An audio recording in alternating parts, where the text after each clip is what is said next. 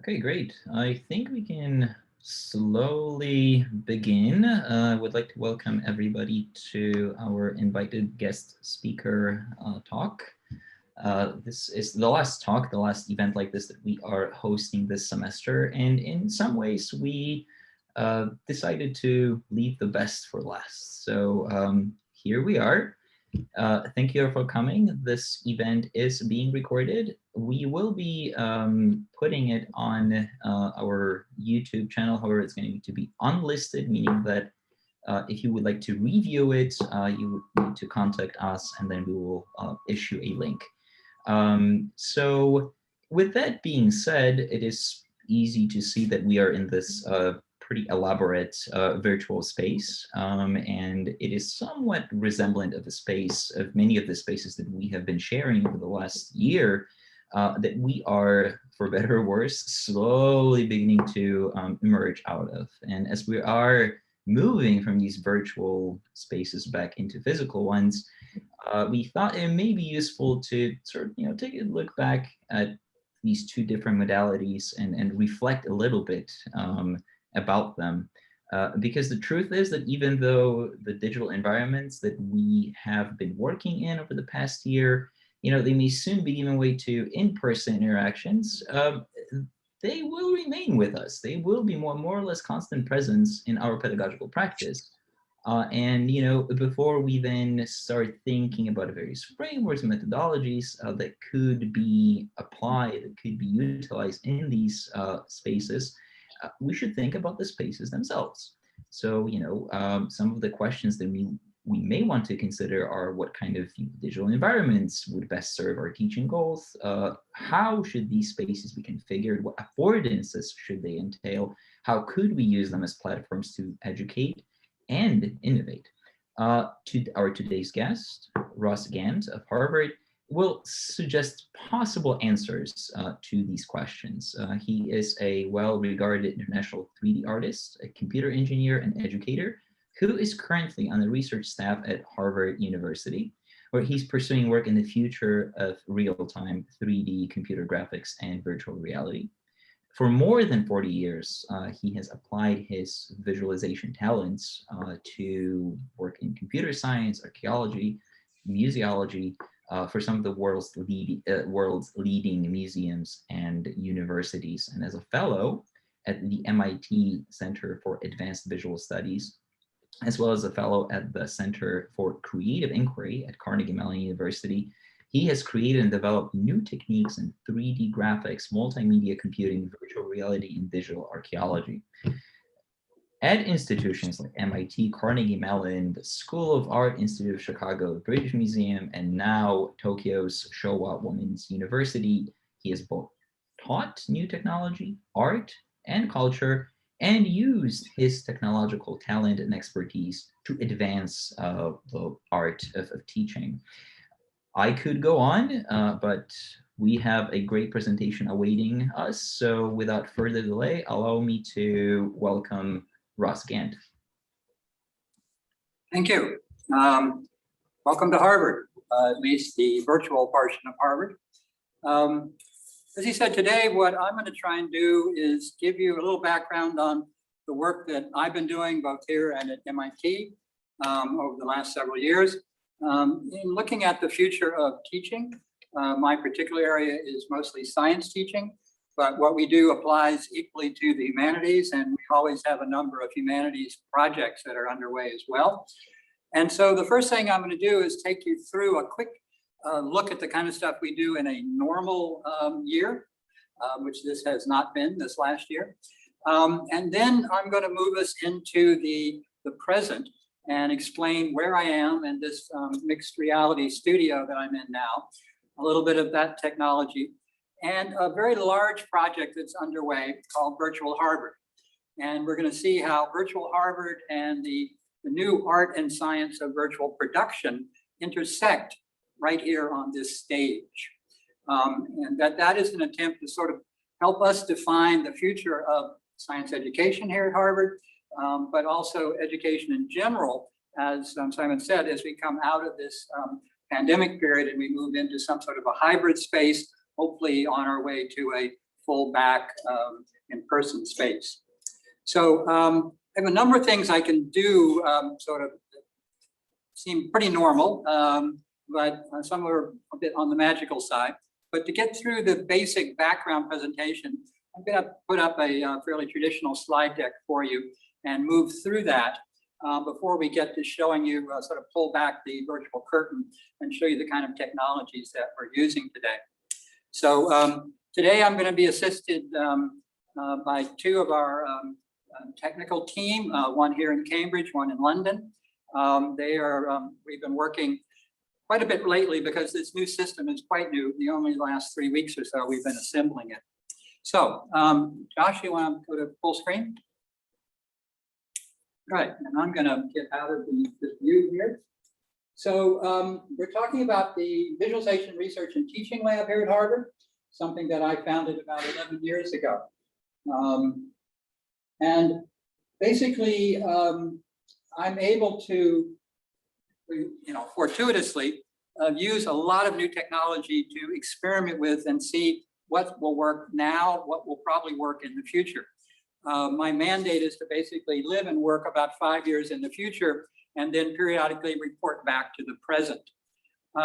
Visualization, as you're well aware, is something which is driving a lot of areas, particularly in science right now. Scientific visualization is really key to understanding the big data sets that scientists are generating and creating. These are, from my point of view, we actually started with a very complicated set of data sets having to do with earthquakes. Strangely enough, Harvard runs most of the earthquake observation for Southern California. I know that sounds a little strange, but it's true. And the data sets in earth sciences are really huge, really complicated, and they were something we wanted to explore.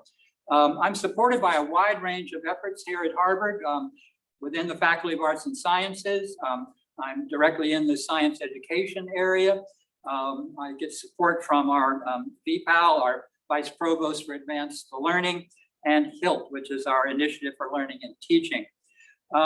My normal laboratory, where I am not today, it's across the street, was actually designed in virtual reality. It was something that we had a very, about 114-year-old classroom that we needed to convert. And so we did it first virtually before we then constructed it in actual space. It is a test bed for a wide range of new technologies. We have the ability to control a lot of different inputs and outputs, primarily onto a very large projection environment. This is a 23-foot, 120-degree curved screen. It's 8K 3D. So this is a very rare environment. We are looking at what most people won't see, again, for another 3 to 5 years in the future. But we're able to put students in this environment every day. We look at both photographic information as well as data. Here you can see that we're looking at a big data set having to do with the oceans. And it's interesting because it's reversing this process. Normally you see the land in a world map. Here we're putting the oceans front and center. So what we do is we have this ability to reach out to the world. One of our mantras is bringing the classroom to the world and the world to the classroom. Because I'm located in the Department of Earth and Planetary Science, we do a lot of scientific data having to do with outer space, particularly. We also are a real center for development and evolution of immersive virtual reality. So not only do we do immersive screen virtual reality, but also headset type of reality. In our lab, we have over 100 different types of headsets that range over the last 25 years or so. We bring regular professors in, teaching regular classes in this environment. So it is a working teaching laboratory where we actually run real classes where the grades count, attendance counts, and we have to be on the 75-minute time frame. We mix our environments. It's very much a mixed reality environment. We will have students that are in headsets, not in headsets, looking at various kinds of scientific data. Particularly these days, we're working a lot with two projects, the Mars High-Rise Orbiter Project, which is upstairs from my lab, and the Jupiter-Juno Orbiter Project, which is down the hall from my lab.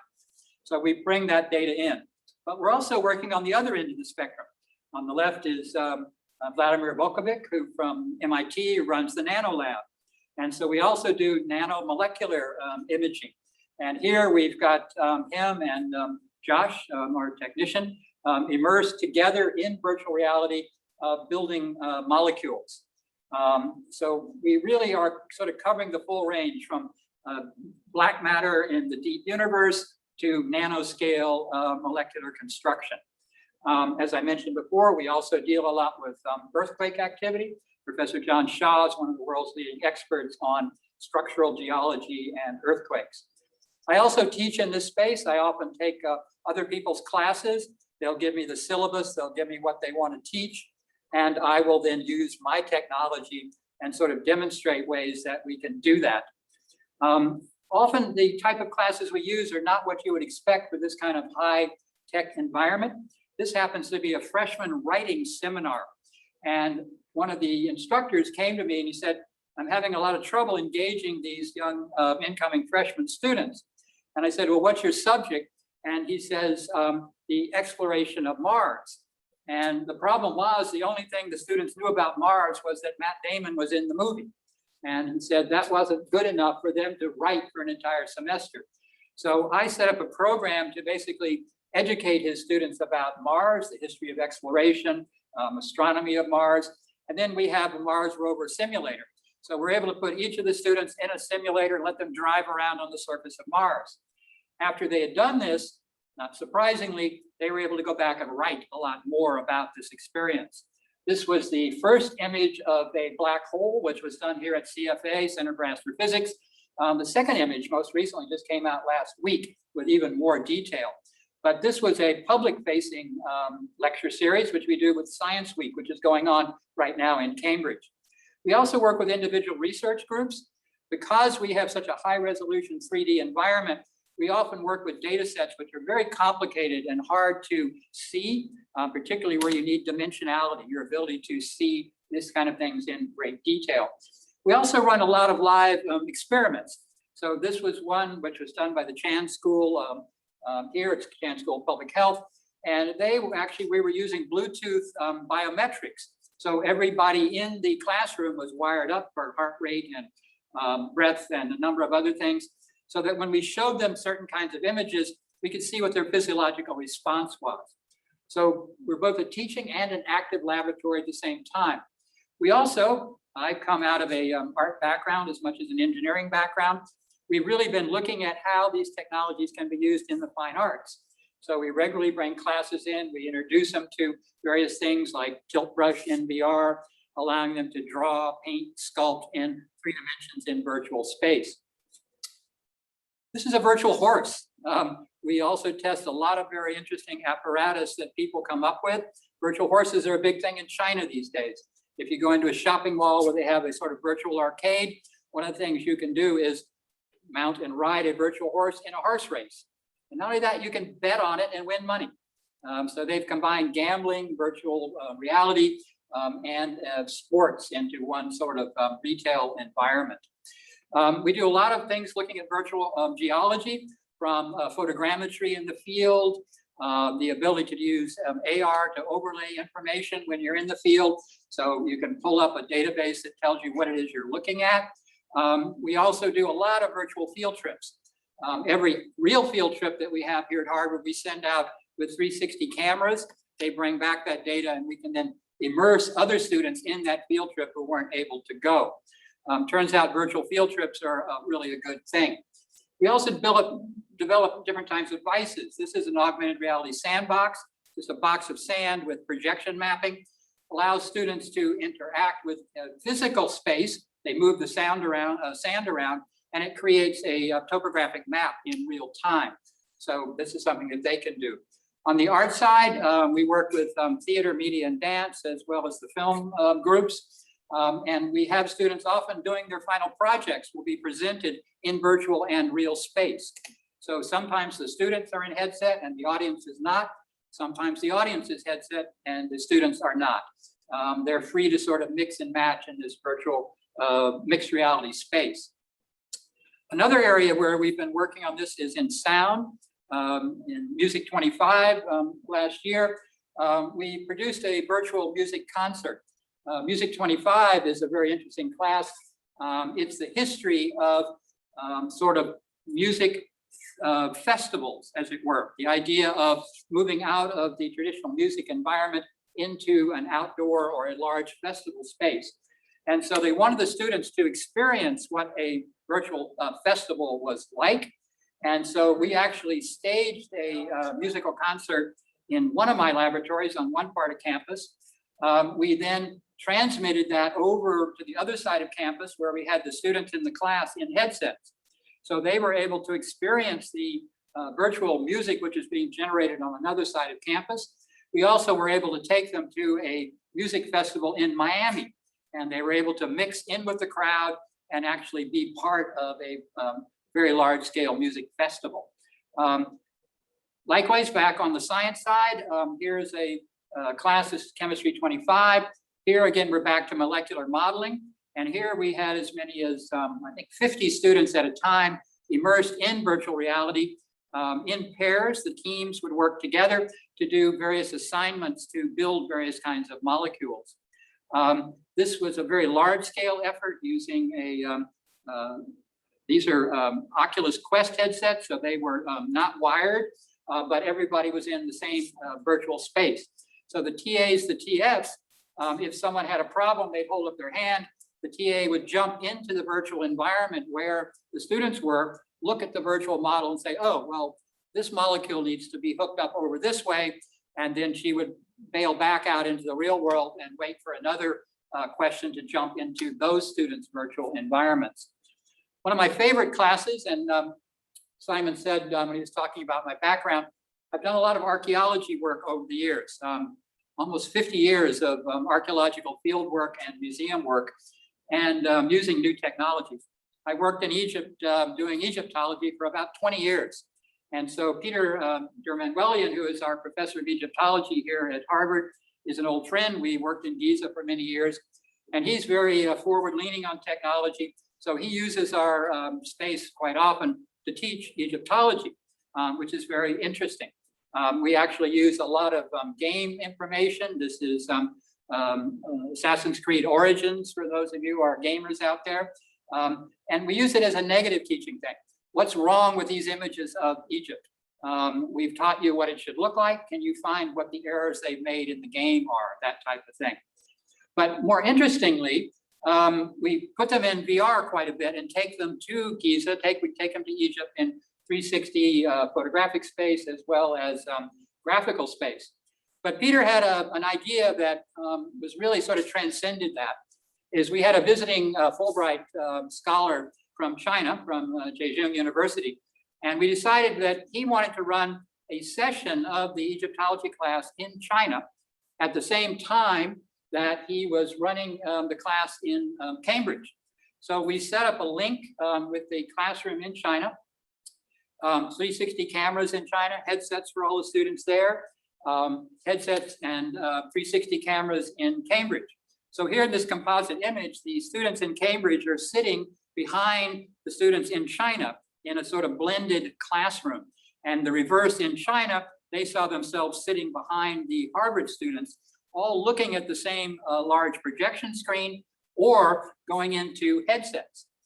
Peter would lead virtual field trips to Egypt.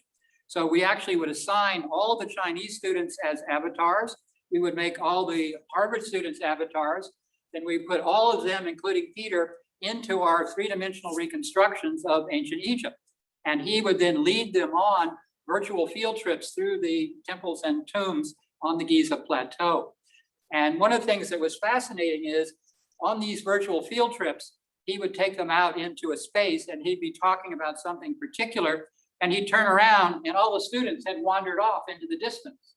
Not unlike what you would get in the real world when you take field trips. He would have to round them back up virtually and move them on to the next part of his lecture. This was a very successful experiment. We've run it multiple times now. The primary difficulty was the 12-hour time zone thing, where we were running the class in the morning here and in the evening in China. But everybody loved it. Now, mention was made of Nicole Mills, professor here, the senior preceptor in French. And She has been very, very adventuresome in working with me and our technologies to have us produce virtual Paris, which she was able to then work into her language curriculum, which allowed us to take students who had obviously never been to France or to Paris, who may have had multiple years of French, and put them on the ground, immersed in regular conversation in various kinds of situations. You, I think, are aware of the project that we had worked on here. And one of the things that was interesting was the methodology that we used was not strictly virtual reality. We mix our screens so that some of the lecturing is done against this very big high resolution screen of general background type of information. We put the students in headsets for other parts of the immersive experience. So one of the things the last time we taught this was during the LFS movement. We actually had 360 camera footage of marching in Paris with the demonstrators. So we were able to put the students in the demonstrations and have them march through Paris. And I'll tell you, they heard some French they'd never heard in class. Absolutely not something they were taught, but it was very interesting. This is another one of our French instructors. She was giving some background history, not just on the LFS movement, but on the entire history of revolutions in Paris and in France. So from Louis up to Charles de Gaulle, up to 1968, up to the LFS movement today. We then would do another thing. We have a lot of telepresence capability in the lab, high-speed network connections. So we're able to go live to Paris. So after we give them some history, we immerse them in virtually being in Paris. Then we go live to speak to live Parisians, in this case, a couple of young students who were part of the LFS movement. So the students were able to converse with them in French and talk to them about being protesters, what it was like, why are they out there on the streets doing this? And this combination of this sort of high quality visualization for background information, a virtual immersion in the space itself, and then going live is a really powerful combination. And we do all this in 75 minutes. So they really get a dose of how you can explain and show the cultural side of language teaching. And this is something I have learned a lot about from Nicole, is the necessity, and also from Andrew Ross, of combining the cultural teaching with the language teaching. You can't separate the two. So that's good for us because we're not particularly good at teaching grammar and syntax, but we're really good at immersing you in the culture. So this is a stretch 360 image that shows what this march through Paris was like.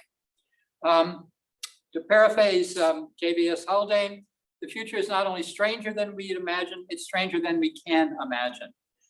Stay tuned, it's gonna be a wild ride as we go forward with mixing these different types of realities in the classroom, actually physically being there, virtually having some of the students be elsewhere, and mixing back and forth, real and virtual in the same space, in the same time, to drive the pedagogy forward.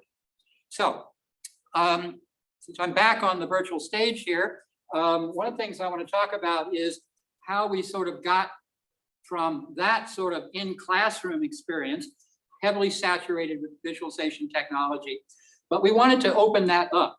We wanted to look how this could function on the rest of the campus. How can we scale these technologies? My lab can't be replicated for cost reasons, but the information and the technologies we use certainly can be repurposed in a lot of ways. So beginning 2 years ago, in the summer of 2019, I created the Virtual Harvard Project. And this was in pursuit of this general idea, creating the future of virtual education.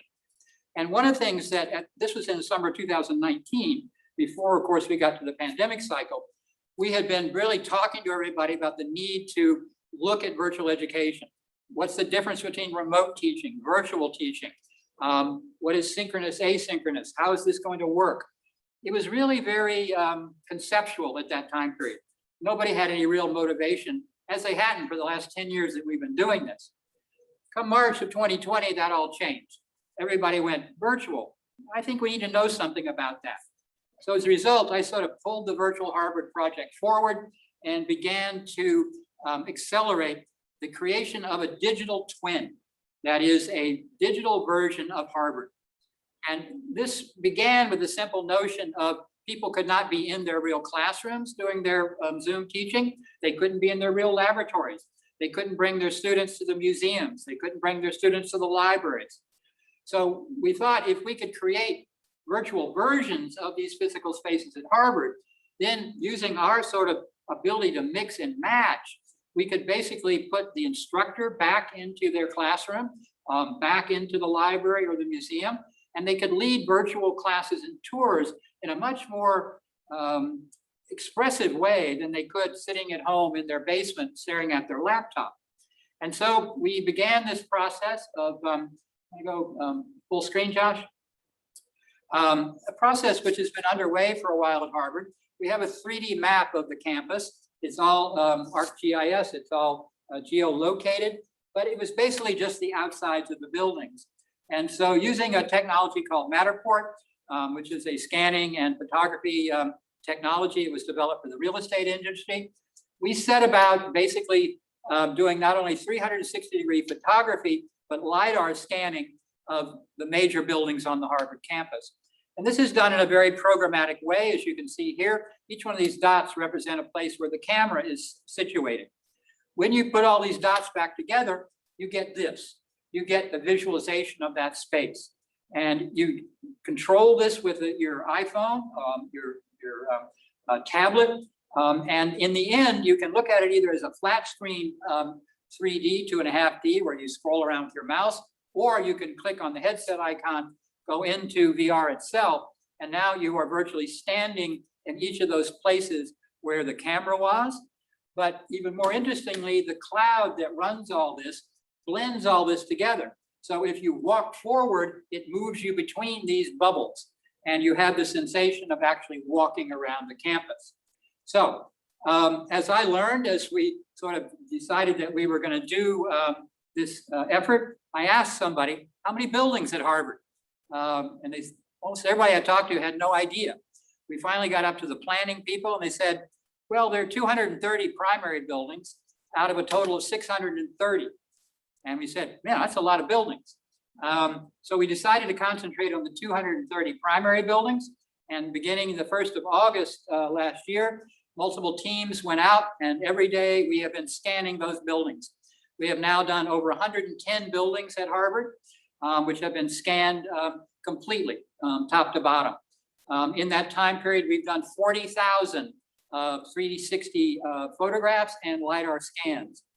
These form into these models, which are interactive and manipulable. This happens to be the upper level of the art museum at Harvard, where in the upper level gallery, there's this beautiful Edo Japanese art show on, closed, nobody can see it.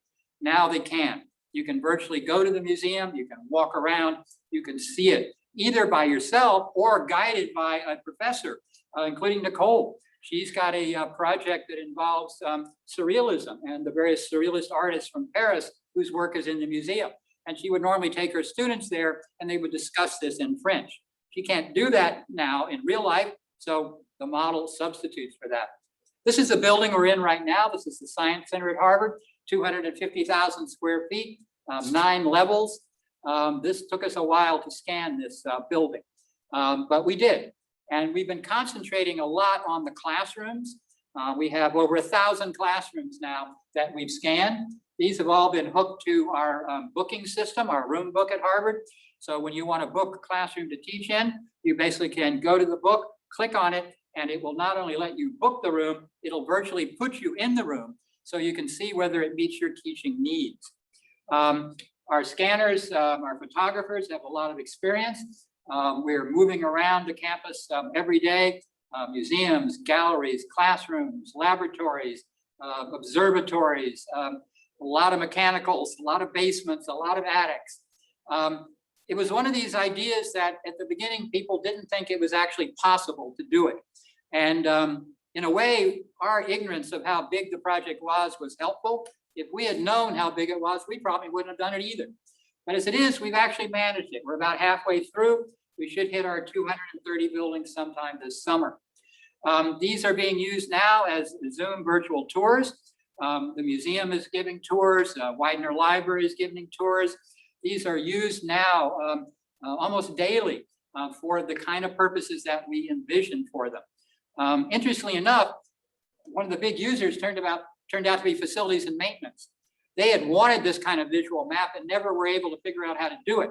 So this sort of fell in their lap and was really a sort of great benefit, a secondary benefit to how this would play out. So we actually have sort of two clients now.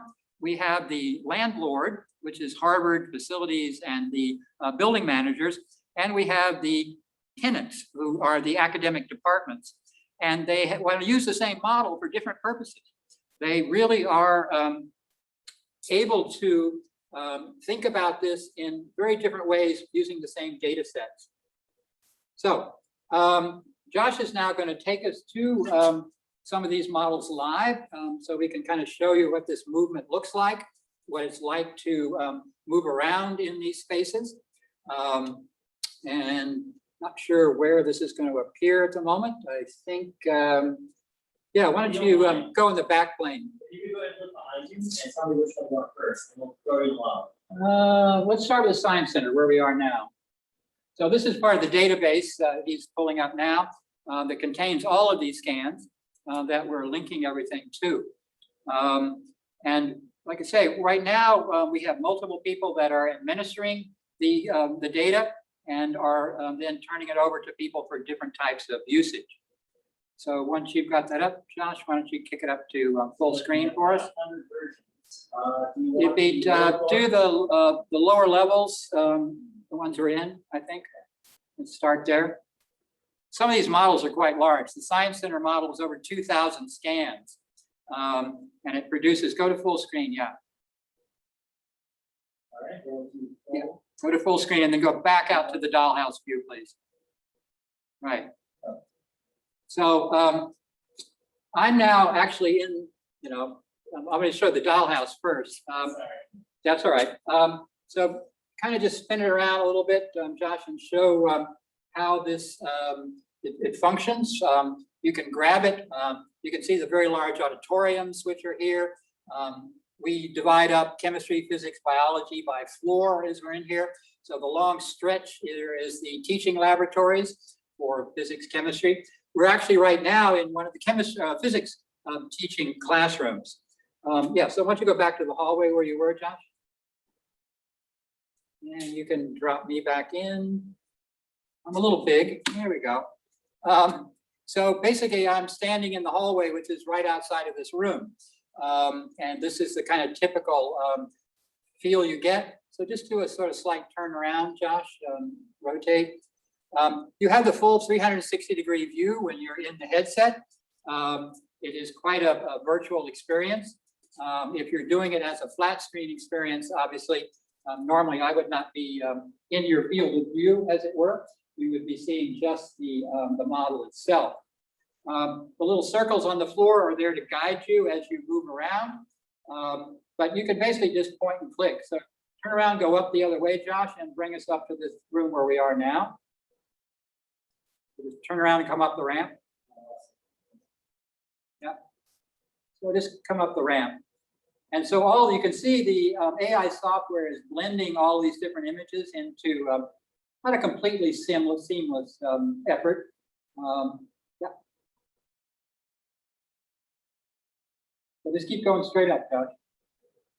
Just walk us over there. Yeah, keep going. Keep going. You see a lot of COVID, obviously, materials. It's been a very interesting time to be scanning the buildings while they're basically empty, except you do get this artifact of the time period. And this is going to be a very cross-sectional documentary of the campus. Nothing like it's ever been done.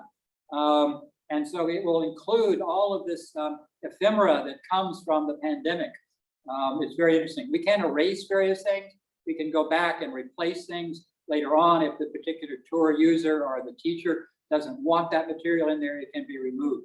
So just jump in that first ring there, Josh. So this is the classroom we started with. It's a regular sort of black box physics room. It's used for a number of different things.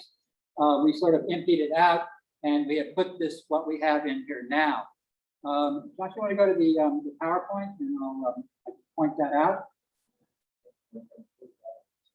Okay. We're sort of jumping around between media. I mean, some things it's good to have mixed reality where I can sort of jump into a virtual space and look like I'm there. Sometimes it's just nice to be able to have virtual whiteboards, virtual Zoom environments.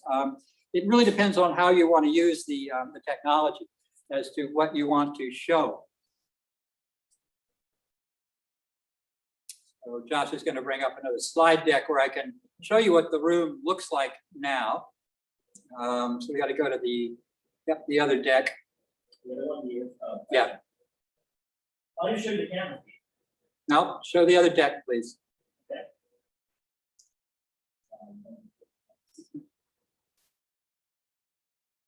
Josh normally runs a lot of our tech shows over in the other lab. And I'm continually asking to do things that normally just aren't even possible. And he'll pause for a minute and go, okay, I can do that. So it's really nice. There's a real sort of performance symmetry when you really start getting into the best ways to use this material. So let's see, I want to go to the end of this, I think. Yeah, well, let me just sort of go through. Yeah, so this is what's called the Science Smart Stage. This is a type of what's called virtual production, or VP. This came into use during 2020 when all the Hollywood and the TV production guys had to shut down because of the COVID restrictions. They couldn't have 100 people on these crews. They couldn't go on location. They flipped back into the game universe and they began looking at how they could do all of this virtually. And so the way this is done, and here we've got a still image of me standing on the same stage, but on the right, you can see the stage that I'm on. It's actually quite small. It's only about 8 or 9 feet in scale. But in fact, this is being fed into the Unreal Engine. And what comes out is what you see on the monitor on the left. There's a lot more of it there to work with. It basically is a full 360-degree environment. We take our bubbles that we did in the virtual Harvard, we load them into Unreal Engine, and then we can manipulate that. So Josh is now grabbing the camera, and he's going to pan around, and where reality should end, which is about 5 or 6 feet from me, it doesn't end. The Unreal Engine knows where reality begins and where it ends. And if there is no reality there, it substitutes the rest of the 360-degree image. This is called set extension. So we're able to produce areas which are of very wide scale. If you've seen any of The Mandalorian is entirely filmed in virtual production. So when you see the guys sitting on the desert around the campfire, and you see the hills, the mountains, and the spaceships in the background, the only thing that's real are the 3 guys on the ground sitting on a little sort of 10-foot square space. The rest of it's all synthetic.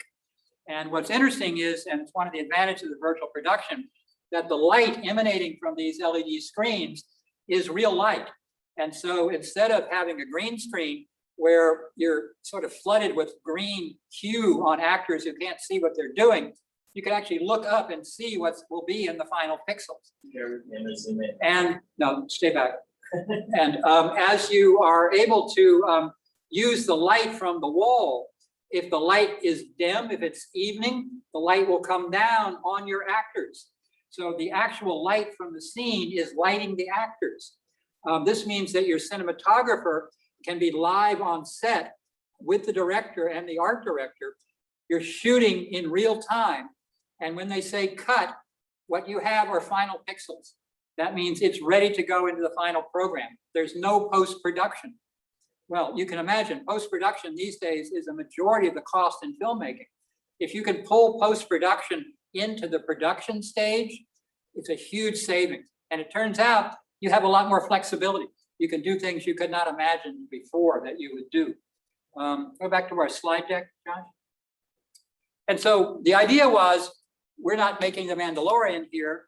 What we're trying to do is bring Harvard in. Someone noted in my background back here that this is not Harvard. Here we do have Harvard on the stage that you're seeing in front of me. Full screen, Josh, please. And eventually behind this virtual glass will be virtual Harvard.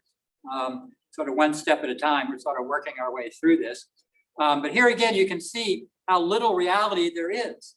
This will actually fit in a normal 20 by 20 foot classroom, but it's as if you had opened up the entire world for that. I don't know, sort of scale me with me. It gets a bit meta here on some days. All right, that's good, thank you. So what this does is it allows us to bring virtual assets into the real space. So this furniture is not real. It can be brought in. We also have the ability in this mixed reality environment to bring in virtual objects in the real environment, real objects in the virtual environment. So if I'm standing on this stage, here's Josh behind the console. If I'm standing on this stage, I can have a real person with me, but if someone is against a green screen in their basement in Newton, I can beam them in beside me, and to the camera, they'll look just like they're here with me as a real participant. I can see them, we can interact in real time, the sound functions perfectly normally. So it means that particularly under COVID restrictions, we can have almost 1 or 2 people in the room, and we can beam in our actors, our teachers, our performers, and film an output which to the user on the other end of the Zoom link looks like a very high quality. In fact, it's 4K, high resolution output. So our goal on the science side is to have instructors able to come in here and to basically, with a TF on the console, teach a 75-minute class that they would normally teach. But with these added capabilities, their production value goes up tremendously. So at the end of the 75 minutes, what they produced looks like a WGBH NOVA program. So instead of a simple Zoom recording of their face on the other side of the laptop or their students on the Zoom gallery, they've actually produced an hour or more of high quality science teaching content. And they can then leave, and 15 minutes later, Nicole comes in and does this for French, or Peter comes in and does it for Egypt, or someone comes in from another department. So what we're trying to figure out is, can we run classes like this? What's the background knowledge that's needed by the presenters? What's the background knowledge needed by the TAs and the TFs to run the system? Because we decided early on that this is not something you want a dedicated team to. You don't want a bunch of tech guys that have to be there every day. It's unaffordable. But if you can make it a tool set that someone can spend an hour learning how to use and then turn around with their really incredible knowledge. I mean, here, Columbia, Yale, we have really, really brilliant people. We want to capture that brilliance, but we also want to amplify it with these systems. We want to show what they're talking about. We want to take you to where they're talking about. We want to be able to have them take you into the nanoscale, into the cosmos, wherever it is, in real time while they're talking. And this is the idea of thinking about production in 3 ways. Movies are very intensive. 6-9 months on the set, 1 to 2 years in post-production for you to watch an 1.5 hour show. Television, they will film for a week, 14 hours a day, so that on the 7th day, they can then run their 1 hour program. The winner in this game are the radio guys. You walk into a radio studio, the host says, "Welcome to the program," turns on the microphones. You talk for an hour, he turns off the microphones, and you're done. Finished programming. So that's the model we're sort of looking at, is how can you produce high quality, on demand, interactive, mixed reality teaching in real time and produce this really high quality output. And we're pretty sure we can do it. We've been practicing it. A couple days ago, David Mallon was on the stage here. He teaches CS50, Introduction to Computer Science, which is the largest class at Harvard. He has 800 students in that class here at Harvard and 400 students at Yale remotely. So 1,200 students. It's really quite a challenge. He has 12 TFs for that class alone. So we put David, he's not able, he normally teaches in Sanders Theater in Memorial Hall. Beautiful environment. He couldn't do that. Here he is here. And what we were able to do was to put David back on his stage in Memorial Hall, where he would normally be teaching. And this was really one of our goals. This was the intersection of virtual Harvard, the virtual production, and our answer to how to get out of the Zoom box. And David's very excited about this. We'll be doing some classes later in the semester with him, thinking about how we will use this over the summer and into the fall. So it's an ongoing experiment. We're really trying a lot of different things and are very hopeful. Everything we've done so far tells us that this will work. It takes a lot of mindset altering as to doing things that don't normally seem possible and doing them with the nonchalance of your basic day-to-day job. We don't want people to change how they teach or what they teach, but we want to amplify. We want to be able to show things that they can't do on the chalkboard, they can't do with the slide deck, they can't do with the YouTube video. And we have a lot of that material, and particularly in the sciences. What we said at the beginning, they're drowning in data, they need to visualize it, and they want to not just visualize it for one class of the whole semester. They should be able to go into their data sets live and visualize it, what they were working on the day before in the laboratory. Take the students live into the experimental stage and see it. So in a sense, we're trying to make the whole teaching experience live. And this is what virtual production does. It allows you to think on your feet with high quality materials behind you, as it were. So I've been chewing through the time pretty quickly because particularly I want to be able to do some Q&A with you guys. I want to answer some questions about this. And because we are live, if it relates to the technology itself, we can try and do something that you might want us to do. So you want to bring up the gallery view for me, and let's look at our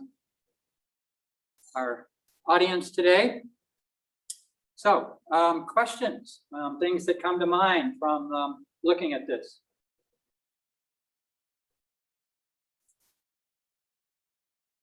Ivan, you want to moderate? You're muted.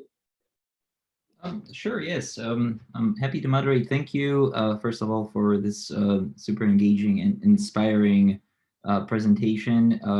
This is definitely the first one like that, and we hope it's not going to be the last one. But just being mindful of the time and the fact that some people will have to leave in a few minutes, I wanted to let you know that if you are interested in virtual reality, extended reality in the classroom, there is a related talk on that at Columbia. It is taking place this upcoming Monday. I pasted the link to it in chat. Some of you may already have heard of it. If not, and if this is something that you guys are interested in, feel free to register. And yeah, we'll see you there. So that's a shameless plug-in. And let's go back to questions, if there are any. Go ahead. Chris has a question. Sure, go ahead. Yeah, thank you so much for this talk. I'm really fascinated, of course, because my job is to coordinate the Shared Course Initiative, which is a language sharing program between Columbia, Cornell, and Yale. And so I'm thinking, wow, there's so many ways we could expand upon what we do and have this simultaneous presence be more rich between our three schools and our three classrooms.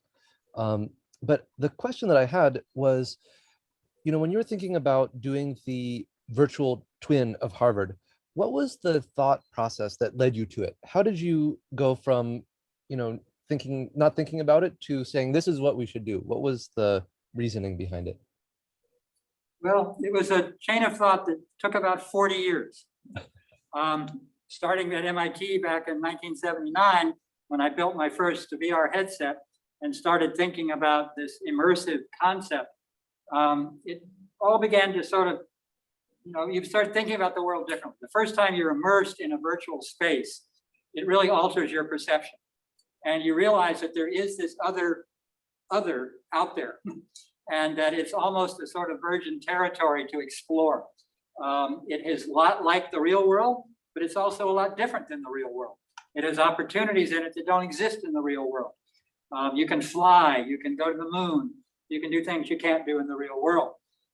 So over the ensuing years at MIT and at Harvard, a lot of what we were doing was creating virtual spaces for learning.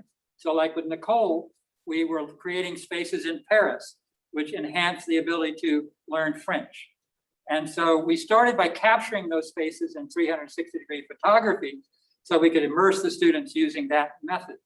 That worked quite well, but it was very limited in that you could only do what we filmed. And in a sense, you were forcing them to follow a very strict path that you created. It was immersive, but it was like you were on the bus, you could look out any window, but you couldn't change where the bus was going. So in order to do that, over the years, I've been involved with some sort of digital game development. And that's the whole principle behind gaming, is that you decide where the bus is going.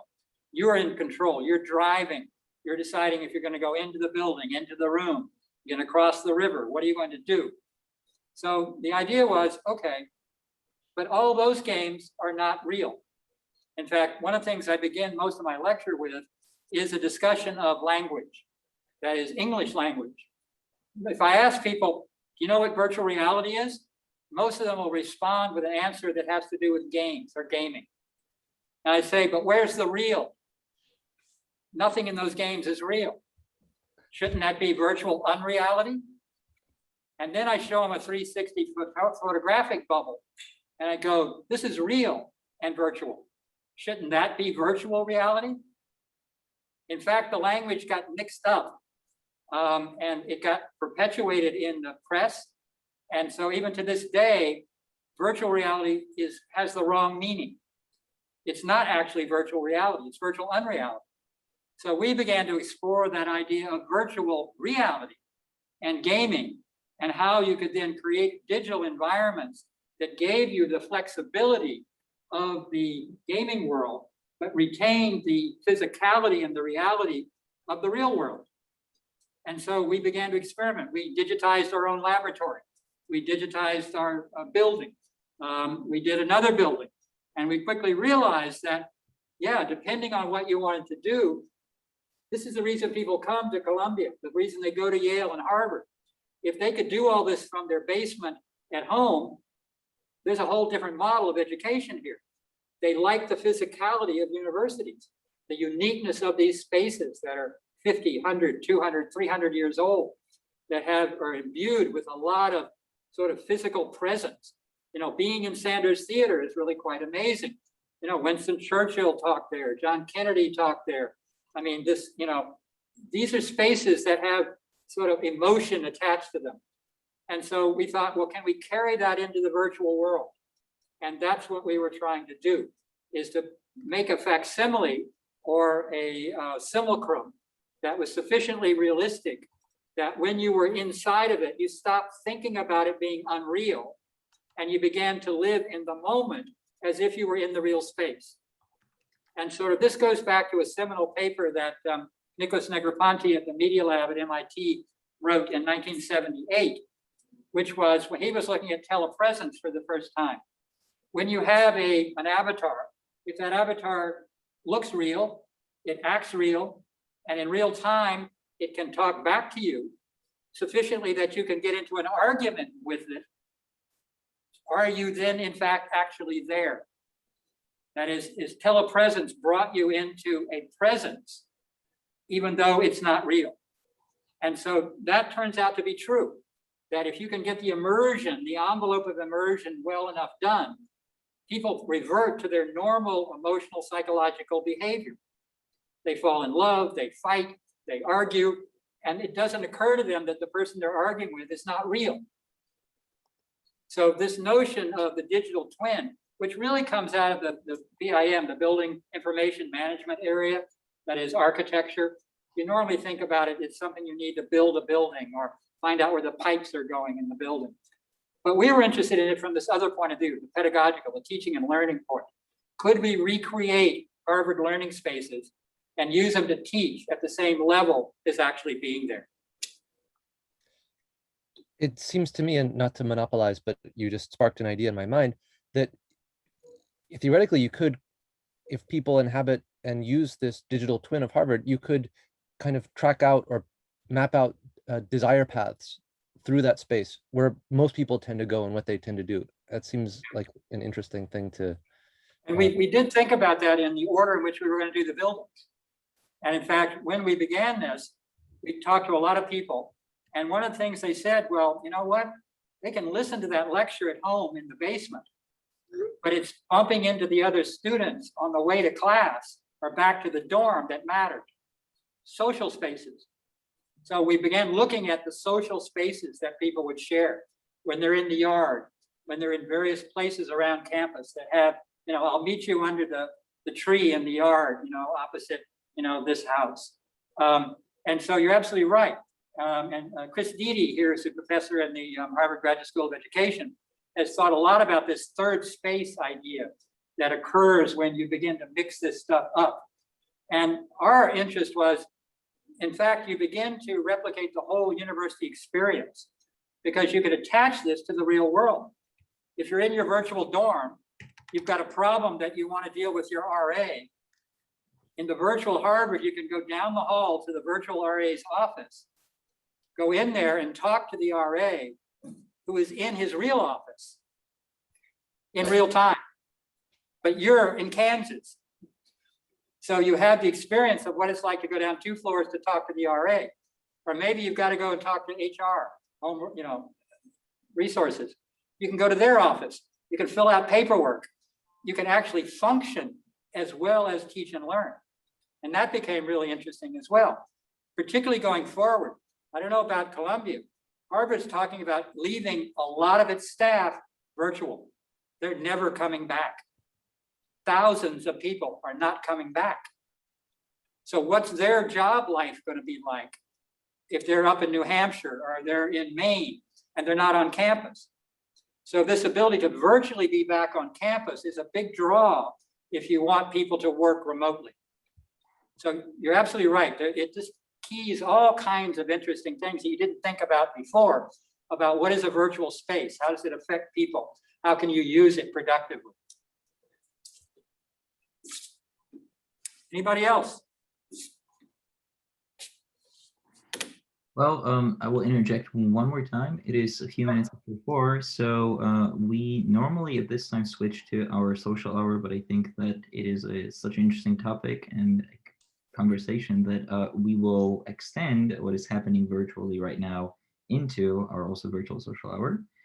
That being said, if any of you need to go, please, you're welcome to do so. Thank you very much for attending. I hope that this was something that interested you, inspired you, and will end up being useful to you in one way or the other. So thank you. And that would be for me. If there are any further questions from the audience, don't hesitate to ask. Yeah. I mean, virtual socialization is something that is a learned skill, I think. It doesn't come naturally. It's a lot easier when you've got a whole body and you can walk around and do things than when you're trapped in the chair in front of a laptop. You don't feel very sociable usually, unless you've got a bottle of wine beside you and you're halfway through it. Then it gets better. So any other thoughts? I do have actually a question, well, 2 questions really. If nobody else, let me just go through the gallery here. No, it looks like I'm clear. So you mentioned that once the environment that you've rendered is realistic enough, people sort of lose their inhibitions and begin to act normally, so to speak. And this is, you mentioned that this is nothing new. This has been researched before. One of the ideas that appeared to me is the question of the uncanny valley, which I'm sure that you are familiar with, right? Is this something that you guys have encountered, and if so, how did you address it, or how are you thinking about sort of going around it? I think this is particularly important in the context of, language and communication and conversation, because we do interact with, other entities. Yeah, because you can preserve a lot of the nonverbal communication, the gesturing, the body posture, A lot of that comes through in the avatars, but you're right. If you look at the avatar and you keep going, I don't know. It's like if you're hung up on the avatar, then it does interfere with that interaction. Mhm. I would say, from somebody who lives and works in the future, that's a so last year question. Okay.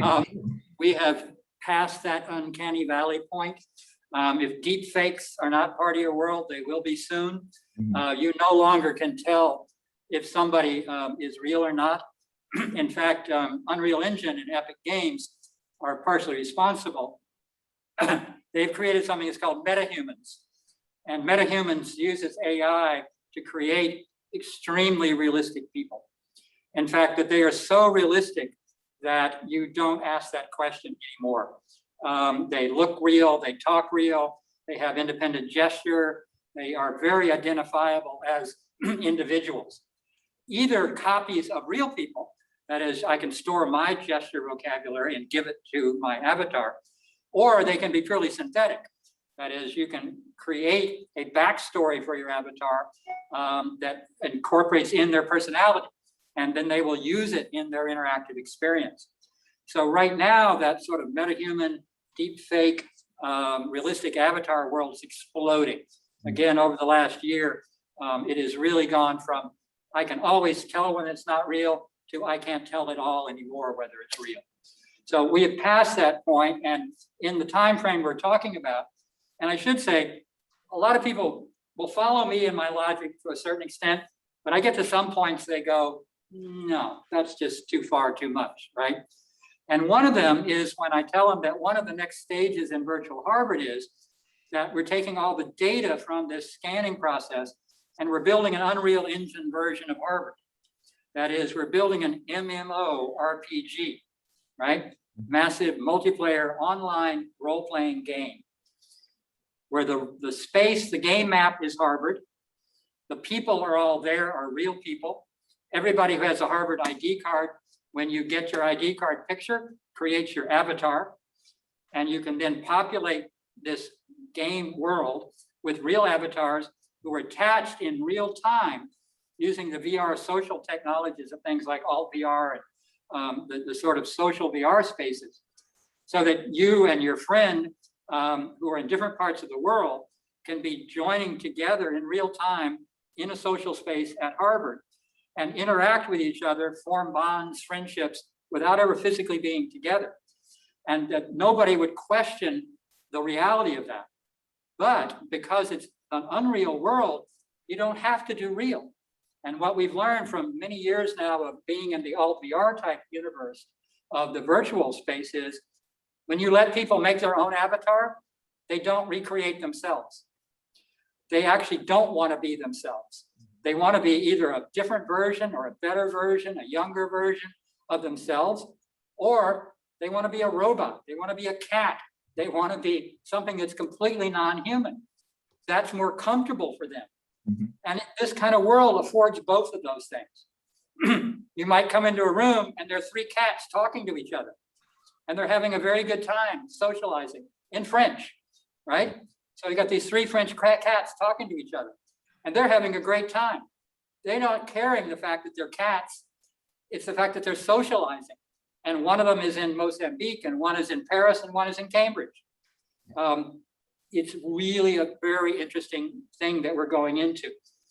We don't understand it all by any means yet. We know it's going to be complicated and interesting and fun. Sure, I see a hand go up there. I think Stefan has the next question here. Thanks, Simon. Russ, thanks for a really fascinating talk. Really inspiring. I want to ask you a question. I mean, you teach about what, 4,000 courses at Harvard. You obviously can't roll out support for all of them. So what are some of the criteria you look for in the faculty that you want to help? What do they have to demonstrate in order to be able to use this kind of?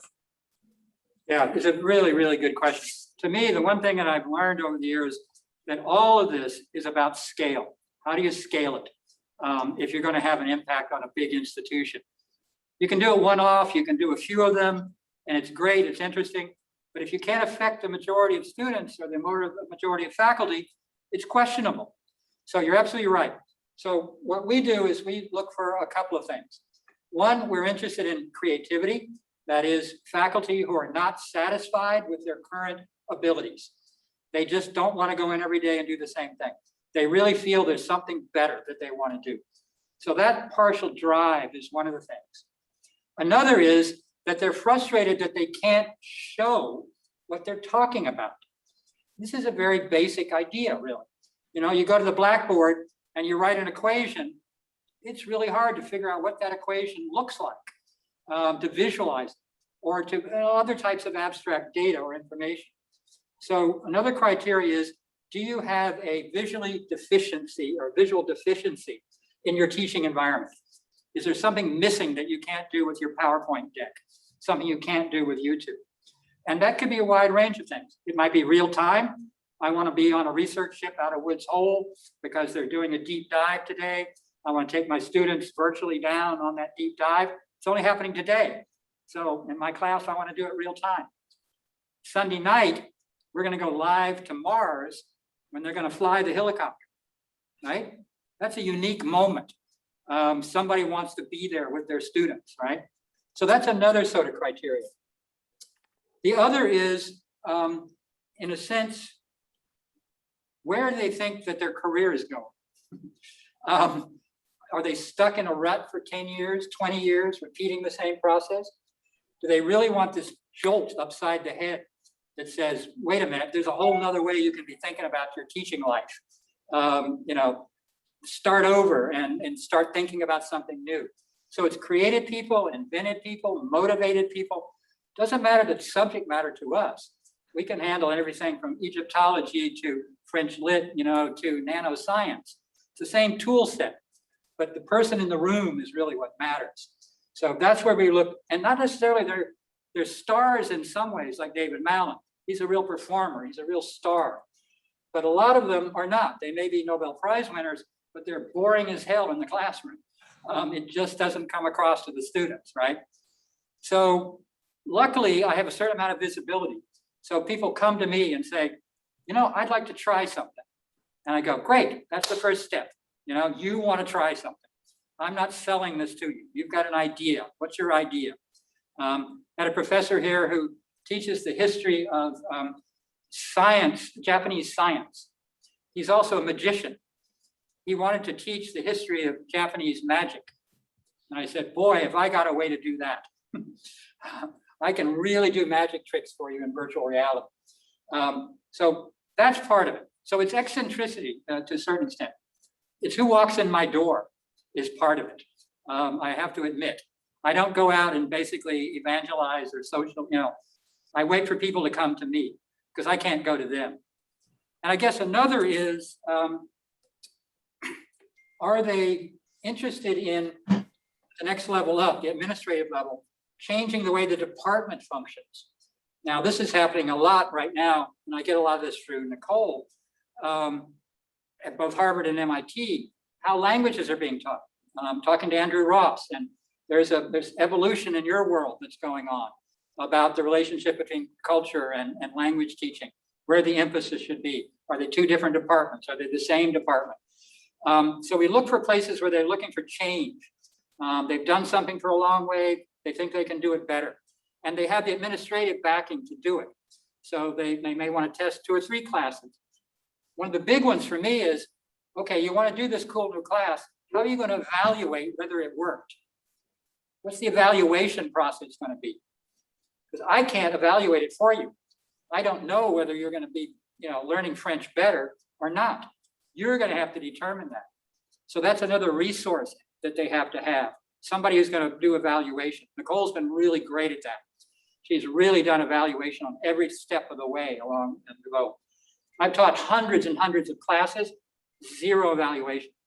It drives me crazy that there's not somebody in the back of the room for every class looking at some kind of empirical structure for what's going on. I have a lot of anecdotal information. I can't nail it down. I need a different skill set to do that. So that's another thing that I sort of consider. But in terms of cost, these right now are expensive systems. So you might think, well, you can only afford 1 or 2 of them.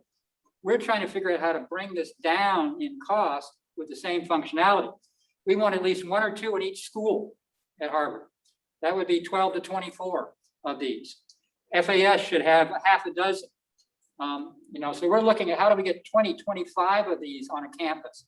Then you can start to say each one of them could be the resource for 12, 15, 20 faculty. Now you're starting to get up to a point where it's going to have some impact. Best in some ways if it's all in one area. If all the language classes went all in, you'd see a real impact. One language class here, one chemistry class here, one archaeology class. They don't reverberate to each other very much. These are all challenges. I don't have the answers, but basically, I guess my answer to you is it's a bit idiosyncratic at the moment, but I do have and think about success. Now, how do you measure success here? Josh, we lost the Zoom. How we, what is success? How do you measure it? This is really important. A lot of technologists never think about this. To them, success is just, did the machine turn on and run that day? We got to think about what's the pedagogical success. So I think we got another question there. Yep. Go ahead. Maybe it's my turn. So since we are speaking about success. Simon, we got somebody on your panel there's been trying to ask a question. Abdul. Yeah, I wanted to throw Okay, in. go ahead, Abdul. Go ahead. Yeah, please. Yeah, I think you touched. By the way, this is fascinating. I've always dreamt about something like that. I've had dreams about something like this in teaching languages, because this would be just perfect. I think you touched a little bit about it, but I'm just looking. I'm trying to find out if we go to our administration and so on, and the first thing they're going to ask, well, how much is this going to cost? Mm-hmm. So what would you suggest in terms of budget-wise? Well, right now, we're looking at a single class size installation, not a development system, but something you would run basic classes through, in around the $250,000 range. Okay. Now, I bought 2 projectors recently for $250,000, $125,000 each, just 2 projectors for a classroom. Yeah. But what I would do is I would look at how the money is currently being spent and equate it to something, right? What else are they spending $200,000 on, right? And say, well, for what you spent for chairs, you could have this. What you spent for travel budget, you could have this, right? Find some equivalency there that makes sense. Big numbers scare everybody, and particularly right now, everybody's shrunk their budgets down, they've closed the ledger, spend less, do less, right? You can't do that. The future doesn't stop. And you say, well, what are you spending money on now? What are you continuing to spend your money on? Let's see if we can't divert some of that. The other is, this is a very hot topic in the world. We're getting money from Epic Games to do this. There's money coming from NVIDIA, the big graphics card guys. This stage is connected to Verizon. So the corporations are very interested in understanding how the education market, now that it's been sort of bashed upside the head with virtual, how is it going to go forward? What are they going to spend their money on in next year's budget and the year after that? So I think there's a lot of that, tremendous grant opportunities. Right now, the Gates Foundation has a huge pile of money for new technology and education. The National Endowment for the Humanities, National Endowment for the Arts, National Science Foundation. They are funding these things as quickly as they can because they see that it's the right idea, but the local money is not there. So they have to prime the pump. They've got to pump money in to put these systems in so people use it and build it into next year's budget. So it's a whole art unto itself about how you do this. But the good news is if you write a 2-page proposal about teaching language and culture in a virtual environment, people pay attention and you'll go to the top of the list for grants. So it's a mixed answer. Thank you. And Simon, you. Yeah, so I have a question on this. Let me just make sure that nobody else is here who wants to talk. Nope, I don't see anyone. So you mentioned how would we determine the effectiveness and the success of these things, right? And this is something that I've been thinking about for a little bit now. And in terms of language instruction, at least, some of the things I've been thinking about is, things like embodied learning or dual coding theory, right? And how just we tend to encode information in a way that is spatial, and how that seems to be effective. And there are a lot of conversations in places like, Clubhouse or Reddit that sort of go a little bit deeper into that. I was wondering if, and you may not have an answer to this, if anyone who you work with is also looking into leveraging this sort of neural circuitry or cognitive circuitry within virtual environments, and looking into assessing it and seeing if it's actually more effective than the flat screen or pen and paper. Absolutely, yeah. I mean, we did a little bit of that with the biometric work that we did with the Chan School. And it became obvious that we really would like to wire up a lot of people to get some real sense of the physiology that's going on. Not surprisingly, one of our most interesting, inventive people is all over this, which is Elon Musk. Mm-hmm. He has a company, Neuralink, which is looking at just this issue, which is how can you sort of go directly, use the brain directly, input, output, link to others, activities. There is a fair amount of research interest. Nobody's got a practical solution yet, but it's pretty clear that we now have the ability to record, store, play back data that we didn't have before. And so we could better understand. Maybe we can't say at the end of the class, we look at the graph and say, these 20 got it and these 10 didn't, but maybe we can. It's not clear yet. In theory, yeah, we should be able to see, you sort of do the graph for the hour of the class, and you sort of lost everybody 20 minutes in, and then something interesting came up and everybody came back. 10 minutes later, you lost them again, right? And you do that over multiple classes and you realize, well, I shouldn't have done that down stuff. It didn't work. Let's do the up stuff that worked, right? It's more evaluation, more analysis. We're relying a lot on Pugsy, the Harvard Graduate School of Education, Chris Dede and Joe Black, and the what we call the TIE cohort over there, Technology, Innovation, Education. This is what they are trying to understand. Mm-hmm. I don't really, that's not really my role at the moment. It's frustrating. I would like to have that data and understand it. It's hard enough doing this part. Mm-hmm. That's an even harder part in my book. Okay, thank you. All right, guys. Well, hopefully you'll be able to come up physically in the real world sometime soon, and be able to actually play with some of this technology, try it out yourself. It's certainly, it's one of those like virtual reality. You really have to do it to see the power of it. You can explain over and over to people what it's like to be in virtual reality. Until they put that headset on, they don't get it. 5 minutes later, they go, I get it. And this is kind of the same way. When you have these kind of tools at your disposal and you can be and learn to be fluid with them, which I'm not at the moment. We're still trying to figure out, do I look left? Do I look right? But as you sort of get the experience, the quality of what you're presenting should be rising pretty steadily. That's the exciting part and what we're looking forward to. So I appreciate the opportunity to talk to you guys today.